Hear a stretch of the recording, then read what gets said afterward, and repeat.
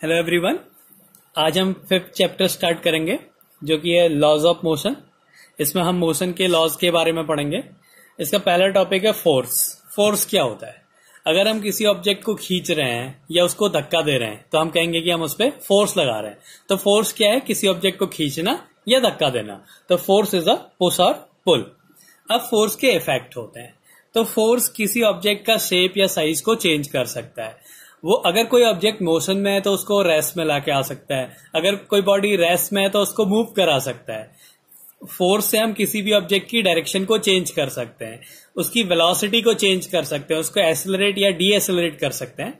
तो ये होते हैं इफेक्ट ऑफ फोर्स। तो एक कुछ इफेक्ट्स लिखे हुए हैं मैंने। It can change shape and size of an object. It can stop a moving object and vice versa. वो किसी ऑब्जेक्ट मूविंग ऑब्जेक्ट को रेस्ट में ला सकता है या कोई ऑब्जेक्ट जो रेस्ट में उसको मोशन में ला सकता है। It can change the direction of motion. वो किसी ऑब्जेक्ट की डायरेक्शन को चेंज कर सकता है, उसके मोशन की डायरेक्शन को चेंज कर सकता है। जो फोर्स है वो एक वेक्टर क्वांटिटी है। इसकी एसआई यूनिट न्यूटन होती है, इसको कैपिटल एन से रिप्रेजेंट करते हैं। और इसकी सीजीएस यूनिट जो होती है वो डाइन होती है। हमने डायमेंशंस में सॉल्व किया हुआ है कि 1 न्यूटन में 10⁵ डाइन्स होते हैं। अब हमारा जो अगला टॉपिक है वो इनर्शिया है। ये फर्स्ट लॉ से रिलेटेड है।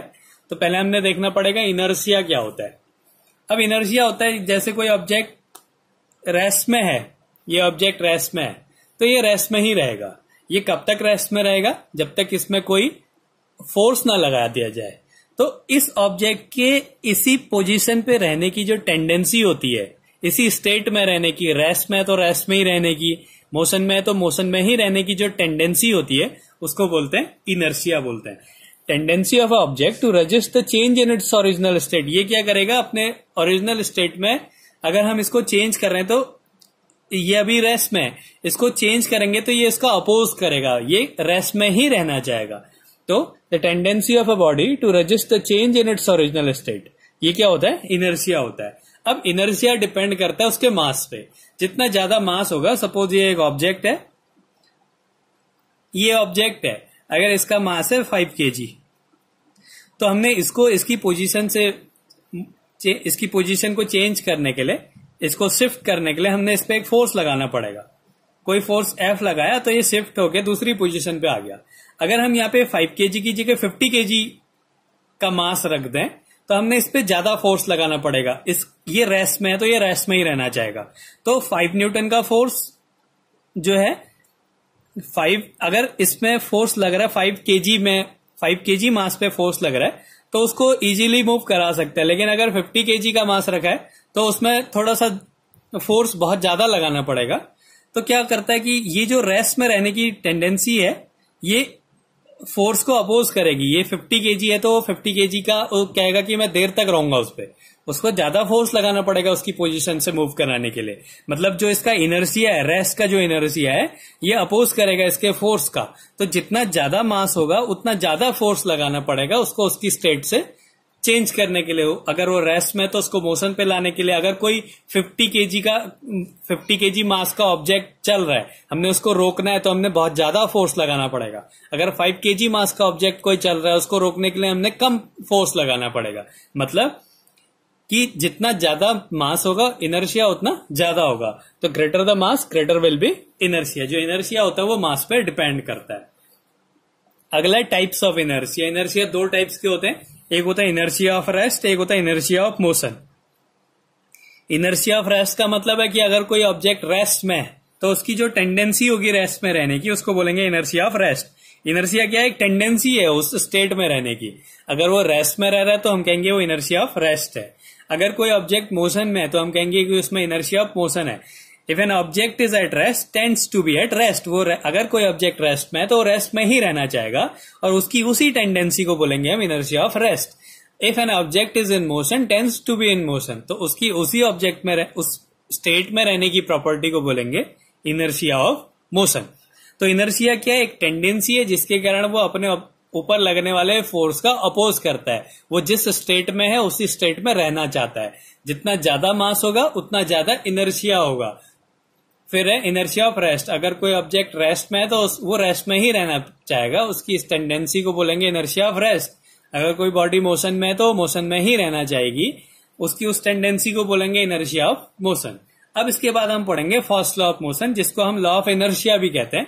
तो ये इनर्शिया से ही रिलेटेड है। इसमें ये कहता है कि if an object is in motion will remain in motion और at rest remains at rest. अगर कोई ऑब्जेक्ट मोशन में है तो मोशन में ही रहेगा, अगर कोई ऑब्जेक्ट मूव कर रहा है तो वो मूव भी करता रहेगा until and unless an external unbalanced force is applied on it।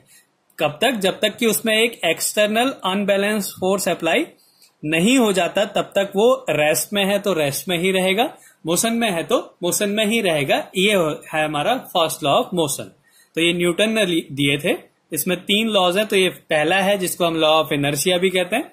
ये कहता है कि अगर कोई ऑब्जेक्ट मोशन में है तो वो मोशन में ही रहेगा, अगर वो रेस्ट में है तो रेस्ट में ही रहेगा, जब तक उसमें कोई एक्सटर्नल अनबैलेंस फोर्स ना लगाया जाए।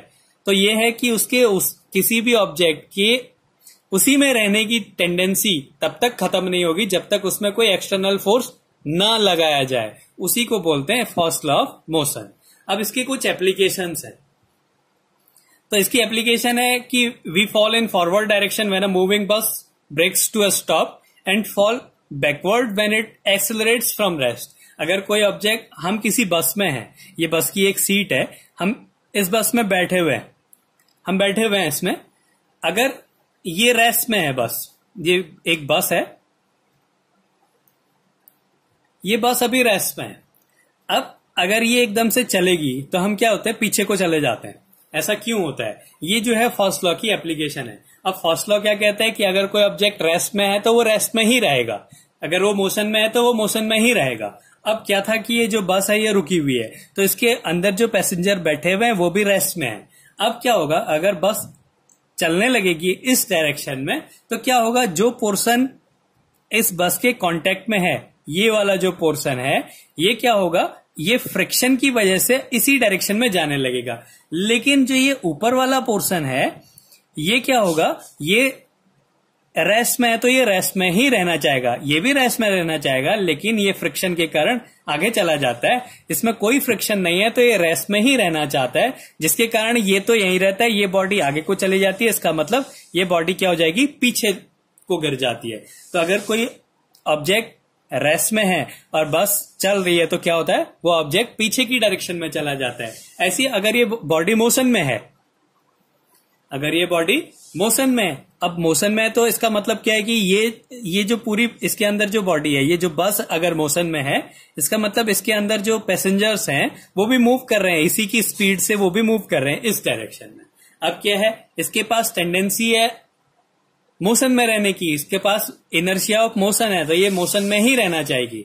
लेकिन अगर हम इसमें ब्रेक लगा देते हैं तो क्या होगा कि जो ये नीचे वाला पोर्शन है ये तो रुक जाएगा, लेकिन ऊपर वाला पोर्शन क्या करेगा, वो चलता रहना चाहेगा, जिसके कारण क्या होता है, वो एकदम से रुकने पे ये जो है बॉडी आगे को गिरती है। तो when we fall in forward direction when a moving bus brakes to a stop, हम आगे की तरफ गिरते हैं अगर कोई बॉडी जो है रुकती है, अगर बस रुक रही है।